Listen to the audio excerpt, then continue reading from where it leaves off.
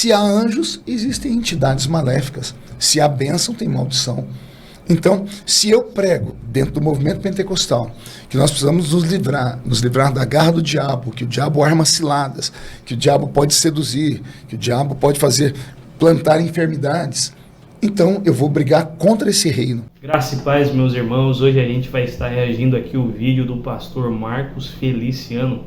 Ele vai estar dando uma explicação melhor do que a gente entende sobre o batismo do Espírito Santo. Ele está no podcast do pastor Fábio Santos, no Eu Acredito, canal abençoado. Então, meus irmãos, antes de começarmos, já se inscreve em nosso canal, ative as notificações, curta, comente, compartilhe. Vai ser uma bênção para a sua vida. Amém? Vamos acompanhar então. Brigar contra esse reino, eu tenho que me preparar. Porque o diabo não se vence no muque. O diabo não se vence com inteligência. O diabo se vence na oração. Na oração e na percepção de que o vaso não pode estar vazio. Você tem que encher ele toda hora. Sem azeite, você não enxerga a escuridão da noite, né? A lamparina tem que estar acesa. Então, eu sou pentecostal raiz. Eu nunca deixei de acreditar nos dons, nunca deixei de buscar, de ser renovado, de orar em línguas. E eu acho que está faltando até isso, né? Porque as pessoas buscam o batismo com o Espírito Santo e quando recebem não sabem o que fazer com ele. Onde você vê, nós incentivamos, nós assembleianos. A pessoa aceitou Jesus, tem que buscar o batismo com o Espírito Santo. Sim. A pessoa busca, recebe. Recebeu, não sabe fazer. Mas para que ser batizado com o Espírito Santo? Eis a questão. Então eu tenho me esmerado nisso e tenho nesses últimos 30 anos ensinado sobre isso. O que é o batismo com o Espírito Santo? É um revestimento. Se é um revestimento, é uma veste dupla. Uma coisa é estar vestido, outra coisa é estar revestido, né? Se o batismo com o Espírito Santo é um revestimento, é como se ele fosse uma armadura, uma capa, uma arma extra. Se existe isso, nós temos que aprender a usá-lo. Nós, assembleanos, acreditamos que o batismo com o Espírito Santo vem acompanhado de um sinal, que é o orar em línguas, falar em línguas. Nós falamos sobre falar em línguas. Como? Seria a evidência do batismo com o o Espírito Santo? A evidência do batismo com o Espírito Santo para nós, assembleanos, é o falar em línguas estranhas. Só que o apóstolo São Paulo, que é o maior de todos os eruditos do Novo Testamento, um homem com PhD em matérias. Paulo era doutor da lei, era advogado, um homem de cidadania dupla, um homem que conhecia os poemas e as filosofias do seu tempo. Ele entra em Atenas recitando os estoicos e os epicureus. Será que alguém tem dúvida de que Paulo era um homem eloquente? Será que alguém tem dúvida de que Paulo era um homem sapiente em matérias, que ele tinha intelectualidade? Ninguém tem. Então vamos lá, se não há dúvida, vamos ver o que Paulo ensina. Paulo é quem vai sistematizar para nós os dons do Espírito Santo. É ele que vai catalogar para nós sobre os 9 dons do Espírito Santo. 9 dons extrasensoriais, né? 9 dons espirituais que são o adorno de Cristo para a igreja. Qual é a chave que abre a porta dos dons? Na minha visão, é o batismo com o Espírito Santo. Porque quando você recebe o batismo com o Espírito Santo, você recebe um idioma do qual, quando você fala, você não entende o que está falando. Paulo foi questionado sobre isso. Na primeira carta aos Coríntios, no capítulo 14, ele começa a dizer: quem fala em língua estranha não fala a homens, senão a Deus, porque só Deus o entende. Alguém deve ter questionado, ele explicou, mas só Deus entende, porque só Deus entende. Aí Paulo explica: quem fala em línguas, fala em mistérios. Fala em mistérios com quem? Com Deus. Apertaram ele mais um pouquinho e diz assim: mas por que eu não entendo? Se eu não entendo, de que vale falar? Aí Paulo diz: quem fala em outras línguas, a sua mente fica sem fruto. Ou seja, olha a linguagem do erudito. Aquele que fala em línguas, a sua mente fica sem fruto. Ou seja, você não entende, ela não produz fruto nenhum, porque você não está sabendo o que você está falando. Então a sua mente não compreende. Aí ele diz: mas o seu espírito. Aí Paulo muda. Ao invés dele falar, ele diz: mas o seu espírito ora bem. Orar. Paulo está dizendo que quando um crente está falando em línguas, ele está orando. Com o Espírito. Ele está orando em espírito. E ele está dizendo que ora bem. Olha só, ele ainda dá esse adendo. Não é uma oração normal. Quando você fala em línguas, a sua mente fica sem fruto, mas o seu espírito ora bem. Se o seu espírito ora bem, alguém perguntou, tá, o meu espírito ora bem para quê? Aí Paulo diz, aquele que fala em línguas edifica a si mesmo. O que é edificar? Construir um edifício. Você vai colocando alicerces, tijolos, você vai edificando, você vai construindo. Então, quando o crente recebe o batismo com o Espírito Santo, ele recebe uma autoridade sobrenatural. O batismo com o Espírito Santo traz sobre ele essa armadura, esse revestimento, e dá a esse crente autoridade e poder. Poder sobre um mundo invisível que até então ele não compreendia. O batismo com o Espírito Santo pode provocar uma metamorfose na pessoa. Metamorfose, transformação, não é maquiagem, transformação mesmo. Veja só, o exemplo mais perfeito da natureza sobre metamorfose é a lagarta. A lagarta está andando, ela anda encurvada, cheia de perninhas, o seu pelo tem veneno porque queima.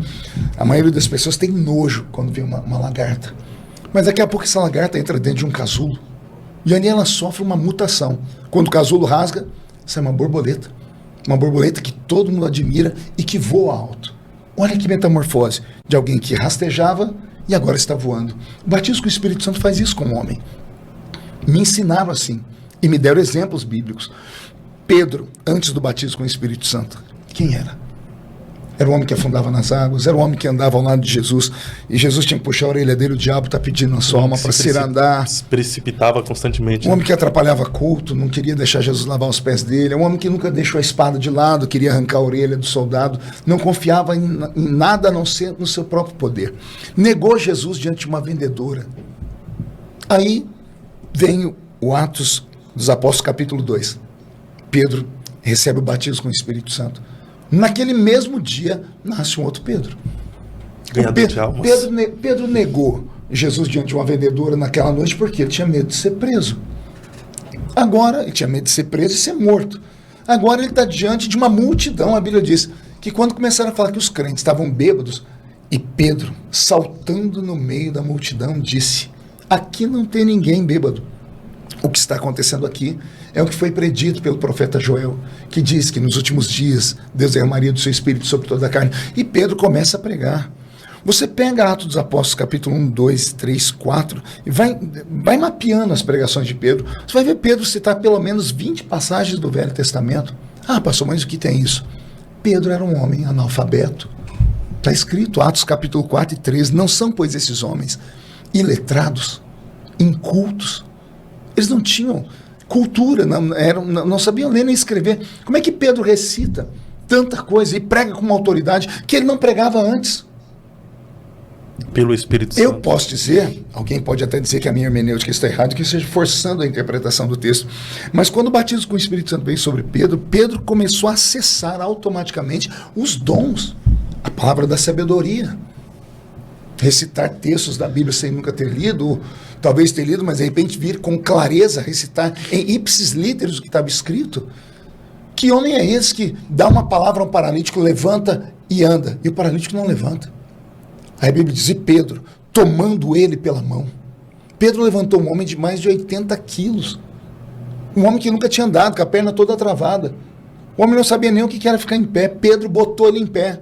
E quando o homem percebeu que estava em pé, começou a saltar. Que Pedro é esse? O que aconteceu com esse Pedro? Um Pedro que nega Jesus diante de uma mulher porque tem medo de morrer e agora pula no meio de uma multidão defendendo o povo. Houve uma metamorfose, uma transformação. Isso aconteceu quando Pedro recebeu o batismo com o Espírito Santo. Agora eu vou te dar um ensinamento aqui, que é meu, Deus tem me dado isso. O batismo com o Espírito Santo não é para a alma, ele é para o espírito. Alma e espírito são completamente diferentes. A alma é o palco das emoções. O espírito tem a ver com a inteligência, com a psique, com aquilo que é eterno. Quando o homem começa a falar em línguas, esse idioma que lhe foi dado, ele é aplicado não na alma, é aplicado no seu espírito. O espírito humano está alojado no cerebelo do homem. Nós temos aqui no meio da nossa cabeça, bem no centro do nosso cérebro, um aparelhinho chamado cerebelo. Ali no cerebelo estão armazenadas todas as nossas memórias. Alguns seres humanos são tão incríveis que eles carregam dentro deles memórias intrauterinas. O que seria isso, pastor? Memórias das quais ele não se recorda, mas que de alguma forma ficou alojado dentro dele quando ele estava, por exemplo, dentro do útero da mãe. A criança, quando está dentro do útero da mãe, ela está sendo formada, o corpo é formado primeiro, o cérebro é a última parte do corpo a ser formado. Por isso que a criança nasce com a mãe da gente fala muleira, né? Muleira. Que foi molinha, porque a caixa craniana, ela não está formada ainda, ela vai se fechar com o tempo, porque o cérebro está em expansão, né? Então, esse aparelhinho nosso, o cerebelo, ele é aguçado, ele guarda essas memórias. A mãe apanhou durante a gravidez. A mãe ouviu palavras pesadas, a mãe passou fome. Por que a mulher, quando está na época da sua gestação, o médico corta um monte de comida dela? Ela não pode tomar alguns remédios, ela não pode estar em alguns ambientes. Por quê? Porque tudo que entrar dentro dela vai para a criança.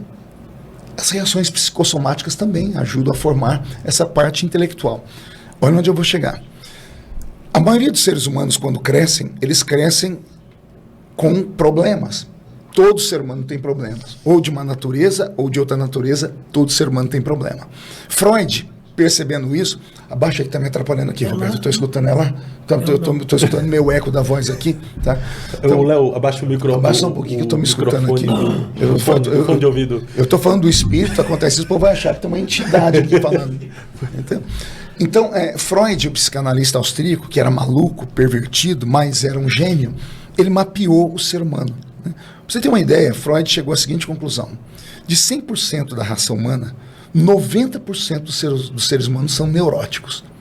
E os outros 10% se dividem em dois grupos, de psicopatas e de perversos. Na mentalidade de Freud, não tem um ser humano que preste. E eu concordo com ele, porque isso aconteceu com o homem no pecado original. Todos pecaram. Se todos pecaram, todos cometeram erros. Ao cometer erro, a pessoa comete ou porque ela é uma psicopata, ou porque ela é pervertida, ou porque ela tem uma neurose. Freud explicou isso. Então imagine que todo ser humano aqui onde nós estamos, ninguém conhece ninguém de verdade. Quando o ser humano está trancado dentro de um quarto sozinho, quando ele não está perto de ninguém, o ser humano, ele conversa com ele mesmo. Bate altos papos.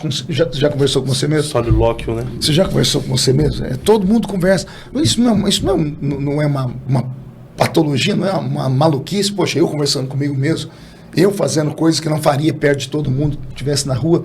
Porque nós somos uma construção de tudo que nós vimos, ouvimos e sentimos. De 0 a 7 anos, a construção da nossa personalidade. De 7 a 12 anos, a construção do nosso caráter. Então, o que é o ser humano ao nascer? É uma esponja seca que vai absorvendo tudo que está ao redor dele. Aí vem os traumas. Aí os traumas vão definir você como uma pessoa fleumática, tímida, ou como uma pessoa sanguínea, expansiva, colérica, depressiva. O que são essas coisas? Construção da mente. Tem pessoas que não se desenvolvem nada. Tem pessoas que têm medo de tudo. Tem pessoas que são aguerridas. Por que o ser humano é assim? Tudo que ele ouviu, viu e sentiu, da sua infância até essa construção da sua idade, está dentro da cabeça dele. Aí vem Jesus e fala: vocês precisam ser revestidos do poder do Espírito Santo. Aí a Bíblia diz: e veio do céu um som como de um vento forte e impetuoso, encheu a casa onde estavam assentados, foram vistos por eles línguas repartidas como que de fogo, as quais desceram sobre cada um deles, e todos foram cheios do Espírito Santo e começaram a falar em outras línguas conforme o Espírito Santo concedia que falassem. Pronto. O divino tocou o natural. O Espírito Santo desceu sobre eles. Onde é que o Espírito Santo atua no homem? Onde, pastor? No Espírito. O Espírito de Deus se comunica com o nosso Espírito. Quando o Espírito Santo vem, ele vem sobre a nossa mente. Por isso desceu sobre a cabeça. Então o Espírito Santo se comunica com o nosso Espírito. Quando o Espírito Santo se comunica com o nosso Espírito, o crente começa a falar em línguas e ele não sabe o que está falando. E Paulo, tentando entender, vai dizer assim: olha, o crente está falando em mistério. O que é mistério? Se a gente soubesse, não era mistério. Né? Só é mistério enquanto ninguém sabe. Depois que descobriu, não é mais mistério, porque todo mundo já sabe. Então, continua sendo mistério. Que mistério? Essa é a minha concepção, tá? É o meu entendimento. Eu penso que quando nós recebemos o batismo com o Espírito Santo e começamos a orar em línguas, quando vamos praticando a oração em línguas, a nossa mente fica sem fruto. Porque eu não estou entendendo o que eu estou falando. Mas o meu espírito, aqui dentro, ele ora bem. E ele ora o quê? Mistérios. E esses mistérios é falado com quem? Com Deus. Porque só Deus, Entende. quando eu estou orando em línguas, eu estou pegando todo o lixo acumulado no meu espírito. Todos os traumas, todas as coisas ruins da minha vida, e eu falo direto para Deus. Meu Deus. Aí o Senhor vai me libertando. Estou todo arrepiado. Ai, glória Pô, a Deus. era Pedro era medroso. Agora Pedro arrumou a coragem, porque os traumas. Quando ele começou a orar em línguas estranhas, o espírito dele começou a orar bem. O Senhor foi tratando dele de uma forma fora do normal. Falo da Assembleia porque eu sou assembleiano, tem outras igrejas pentecostais, neopentecostais. Nós não podemos jamais nos darmos ao luxo de ficarmos numa igreja que é barulhenta, mas não o barulho primordial. Porque hoje as neopentecostais fazem barulho, mas é barulho com a música, é com os aplausos, é com assovios, é com isso. Não é errado fazer nada, não estou dizendo que é errado, continue fazendo isso, mas o barulho antigo, aleluia, o barulho das línguas estranhas, o barulho que fazia a gente ter temor dentro do culto, que quando alguém levantava em línguas, a igreja toda quietava, porque a gente sabia até que a tonalidade daquela língua do irmão não era uma língua estranha comum, ele não estava se edificando, era a atuação da unção da profecia que estava descendo sobre ele, e aí daqui a pouco levanta alguém ali para interpretar essa língua de cá. Se nós não acreditarmos nisso, nós perdemos a nossa identidade. É porque estão banalizando esse movimento, né? As línguas estranhas estão sendo imitadas nas redes sociais. E as pessoas não estão tendo mais esse temor quando ouvem alguém falar línguas estranhas. É lamentável isso, é lamentável. É lamentável. Tem gente falando inglês, colocando como se fosse línguas estranhas. Veja só, se a pessoa se ela recebeu de Deus a variedade de línguas, porque isso é um dom. O batismo com o Espírito Santo é uma coisa, variedade de línguas é outra. Seria a glossolalia. Isso, a glossolalia, é o dom da glossolalia, é você orar em outros idiomas mesmo. Eu já vi testemunhos de pastores que chegaram no ambiente e Deus tomou eles na língua daquele povo e pregou para eles. Aí é uma outra manifestação, variedade de línguas estranhas. É possível? Está na Bíblia, está catalogado. Mas em Atos dos Apóstolos, capítulo 2, ali também acontece a glossolalia, porque as pessoas escutavam eles falando no idioma deles. Só que eles estavam lá no grupo de 120, eu acredito que estavam falando a mesma língua todo mundo, só que quem chegava entendia eles falando na língua deles. Isso também é uma teoria, de que não é que um estava orando em hebraico, outro estava orando em grego, outro estava orando... Todos estavam orando uma única língua, mas quem chegava entendia eles ouvir no seu próprio idioma. Nós nunca vamos entender o que foi isso de verdade, né? Porque nós não estivemos lá, nós não fomos testemunho ocular. Eu aprendi com os meus velhos pais assembleianos, que era possível orar e receber o batismo com o Espírito Santo. Eu aprendi que quanto mais eu oro em línguas, mais o Senhor me abençoa, porque quanto mais eu oro em línguas, o meu espírito ora bem. Eu não edifico você que está do meu lado, mas eu edifico a mim mesmo. Se eu tenho essa possibilidade de me edificar, por que eu só vou orar em línguas no culto? Quando sente alguma coisa. Aí, eu tenho que esperar a minha alma me ativar, porque sentimento vem da alma. A minha alma ativou, aí eu oro em línguas. A minha alma tem a ver com o coração. A Bíblia diz que o coração do homem é enganoso. O espírito é a inteligência. O espírito não precisa ver para crer. O espírito conhece. Se eu conheço que eu tenho esse idioma, por que eu não falo mais ele? Então não preciso sentir para orar em línguas. É um idioma. Se é um idioma, ele está dentro da minha mente. Foi-me dado as línguas aqui. Se elas estão aqui, é como o crente que é batizado com o Espírito Santo, aí vai no culto, aí eu perdi, nunca mais falei em línguas. Perdeu? Como é que você vai perder um idioma?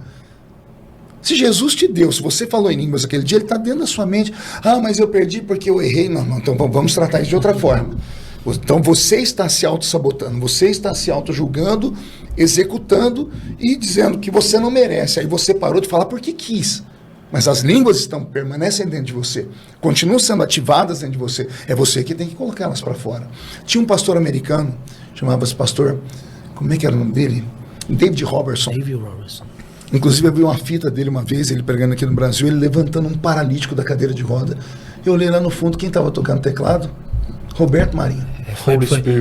Foi ele que me consagrou ao ministério. Pastor David Robertson. O pastor David Robertson tinha esse ensinamento. Muitos não aceitavam. Ele dizia assim, eu oro em línguas, porque quem ora em línguas ora bem. Você estava no culto vendo ele estava lá parado fazendo assim, ó. É, isso mesmo. Ele parava, pregava, ele ia para o restaurante, terminava de comer, todo mundo conversando nele. Uma vez perguntava, o senhor ora quando? Ele diz, em todo tempo. Hora após hora. E orar em línguas nos ajuda a vencer as batalhas espirituais, pastor? Pois eu estou acabando de falar agora. Quando nós oramos em línguas, você ora em mistérios. O seu espírito ora bem. Se há uma guerra espiritual, eis aí uma arma da qual o crente não pode abrir mão dela.